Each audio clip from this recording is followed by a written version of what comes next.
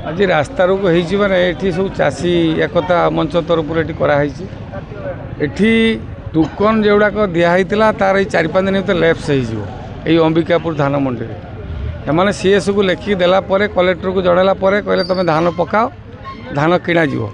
आज 5-6 दिन हो धान किणा जाऊना ये जो अदिनिया झड़ वर्षा आसू सब तो उदा हो गला डिस्कलर हो गला तो टोकन भी लैप्स हो 4-5 दिन भितर तेणु यही कथा को लेकिन आज तुम रास्ता रुक करपर्यंत धान किणा न सरी से पर्यंत रास्ता रुक चलो निष्पत्ति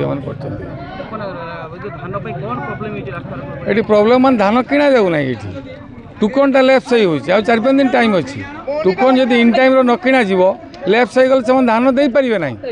तेणु एमाने इमिडिएट प्रशासन को लेखिक देला प्रशासन किसी कर्णपात करूना तेणु आज चाषी मैंने बाध्य होकर राजरास्ता को आसछन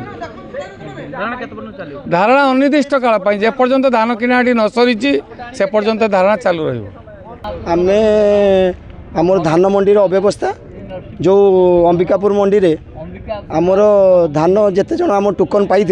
चाषी आम जनवरी मास फास्ट रू धान बिकवा आरंभ कलु आम जो जानिलु आमर धान सीरियल अनुसार धान मंडी को जीव आम जनवरी 2 रु आरंभ करी आमर टोकन फेब्रुआरी 13 पर्यंत चाषींकर टोकन अच्छी किंतु आम आज भी 24 तारीख जनवरी 24 जो टोकनटा चली मासे 15 दिन एक्सटेंशन तापर 15 दिन एक्सटेंशन ही काली 2 दिन पर आमर टोकन अवधि सरीज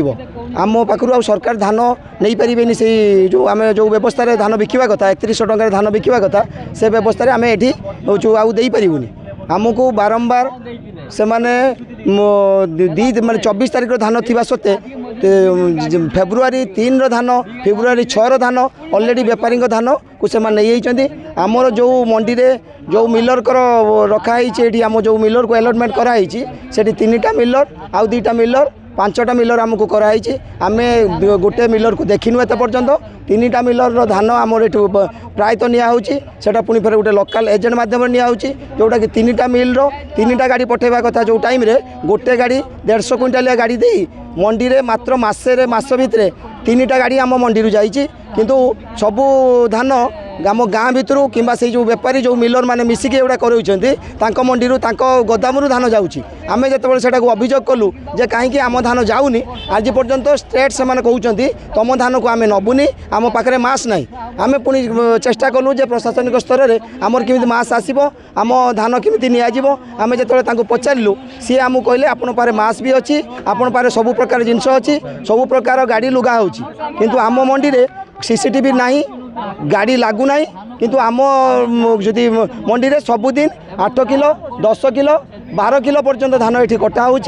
गोटे चाषी मो चाष मो धान एफएक्यू मानर धान मु सरकार जो एनालाइजर सिस्टम से एफएक्यू करके देला परे मो धान को से उठे ना 5 दिन मंडी में पड़ी रहा मुझे उड़ेली उड़े एफएक्यू हो सारा पर भी से मो धान को नहीं ना माने मत चारिआडू प्रेसर करागला तुम धान ये उठबनी तुम ये व्यवस्था करुच जो चाषी धान भी उठबनी प्रकृतर कथा से चाषी धान आम मंडी उठे ना से बेपारी धान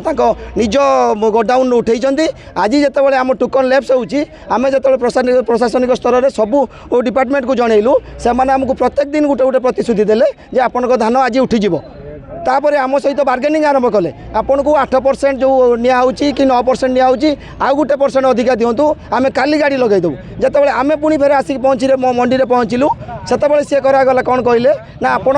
हूँ मंडी में पहुँचले ठीक अच्छे आमर गाड़ी आज आई पारुनी से ट्रांसपोर्ट गाड़ी दौनी आपण काली की गाड़ी उठो पुणी जो काली आसिक पहुँचलु एटा जे एपटिका मिल नहीं पारे सेपटिका मिल एकाथरे आम सारीदेवु आउ गोटे % दिंतु 9 जगह 10% दिंतु से भी चाषी भाई मैंने समस्त चेष्टा कले जे आम धानटा उठी जावा दरकार निज भर कंप्रोमाइज कले 10% पर्यंत आमको कहले जे धान आम मंडी धान 10% देले आम धान समस्ते उठिज किंतु काली पर्यंत भी पुणी आ गोटे नुआ रूल कले जे आपनकर धान जे आज पर्यंत भी उठी पारिबनी जे टोटाल उठी पारिबनी जदि आम सहित तुम सालिश न कर से बेपारी सहित आम जदि सालिश न करूँ काली परदिन एमती 4-5 दिन है आम कंटिन्यूअसली 50-60 चाषी से रोषे करुँ भात डालमा करुँ जे आम धान आज उठो कि समस्ते प्रायतः आमको आसी कहते जे संध्या बेले आपण धान उठो संध्या होगला जहाँ से जे आपण धान उठबनी आप 10 टा को पुणी 12% करने पर्यंत आमको से कथाटा कहले आमर टोकन काली 24 लैप्स हो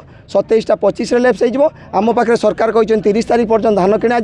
आमर बाकी रहीचु आम बेपारी सहित जोगाजोग नथिबा चाषी आज पर्यटन जो चाषी धान दे पारना 24 तारीख रु फेब्रुआरी 13 पर्यंत 115 जन चाषी आम पाखे अच्छा जोटा कि मंडी में धान पकड़ाई आमको सीएस कहले आपंकर जब लैप्स हो जाऊँगी धान टोकन ताल आप मंडी में धान पकातु आम धान 700 क्विंटाल ऊर्ध्व धान आम मंडी में पड़ुची आज की 7 दिन है आम मंडी में पड़ी दीटा आम चाहूँ आमर समस्त धान जिते जन चाषी आम अच्छू आम धान को सुव्यवस्था 30 तारीख पूर्वर